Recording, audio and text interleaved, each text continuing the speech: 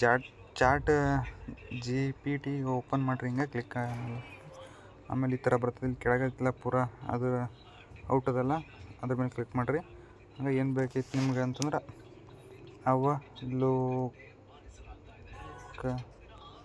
ಅವಲೋಕನದ ವ್ಯಾಪ್ತಿ ಅವಲೋಕನದ ವ್ಯಾಪ್ತಿ ಅಂತ ಹಾಕ್ರಿ. ಏನಿತ್ತಂತಂದ್ರಲ್ಲ ಇದೇ ಥರ ಅವಲೋಕನ ವ್ಯಾಪ್ತಿ, ಅವಲೋಕನದ ಸ್ವರೂಪ, ಅವಲೋಕನದ ಪ್ರಸ್ತಾವನೆ, ಅವಲೋಕನದ ಅರ್ಥ ಪ್ರತಿಯೊಂದು ಇಲ್ಲೇ ಇದೇ ಥರ ಇದು ಹಾಕ್ರಿ. ಫಸ್ಟ್ ಈ ಥರ ಬರ್ತದೆ. ಈ ಥರ ಬಂದ ಬಳಿಕ ಅವಲೋಕನ ವ್ಯಾಪ್ತಿ ಅಂತ ಬಂದರೆ ಈ ಥರ ಬರ್ತಾವೆ. ಹಾಗೆ ಕೆಳಗೆ ಹೋದ್ರಿ ಅಂತಂದ್ರೆ ಇಷ್ಟು ಬರ್ತಾವೆ.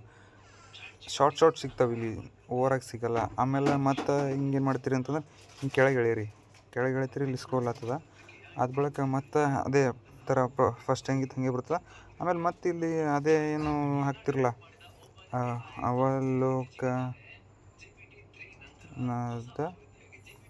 ಅವಲೋಕನದ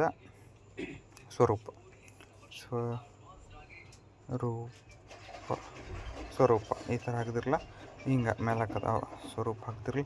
ಅವಲೋಕನ ಸ್ವರೂಪ ಅಂದರೆ ಈ ಥರ ಪ್ರತಿಯೊಂದು ನೀವೇನೇನು ಬೇಕು ನಿಮಗೆಲ್ಲ ಹಾಕ್ತಿರಂದ್ರೆ ಈ ಥರ ಎಲ್ಲ ಬರ್ತಾವೆ.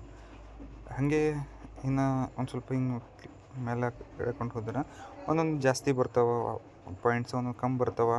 ಆಲ್ಮೋಸ್ಟ್ ಸ್ವಲ್ಪ ಶಾರ್ಟ್ ಬರ್ತಾವೆ ರೀ. ಹಾಗೆ ನೋಡ್ಕೊತ ಹೋಗಿ ಮಾಡ್ಕೊಂಡ್ರೆ ಕರೆಕ್ಟಾಗಿ ಬರ್ತಾವೆ. ಪ್ರತಿಯೊಂದು ನಿಮ್ಮಲ್ಲಿ ಎಲ್ಲ ಡೌಟ್ ಇದ್ದರೆ ಇಲ್ಲಿ ಹೋಗಿ ಅದೇ ಥರ ಸ್ಕ್ರೋಲ್ ಮಾಡೋದು. ಮತ್ತು ಅದೇ ಥರ ವಿಧಗಳು ಅಲ್ಲಿ ವ್ಯಾಪ್ತಿಯಲ್ಲಿ ಪ್ರಸ್ತಾವನೆ, ಅಲ್ಲಿ ಉಪಸಂಹಾರ, ಅಲ್ಲಿ ಪ್ರತಿಯೊಂದು ಹೊಡೆದ್ರಂತ ಪ್ರತಿಯೊಂದು ಬರ್ತಾವೆ. ಇಷ್ಟೇ.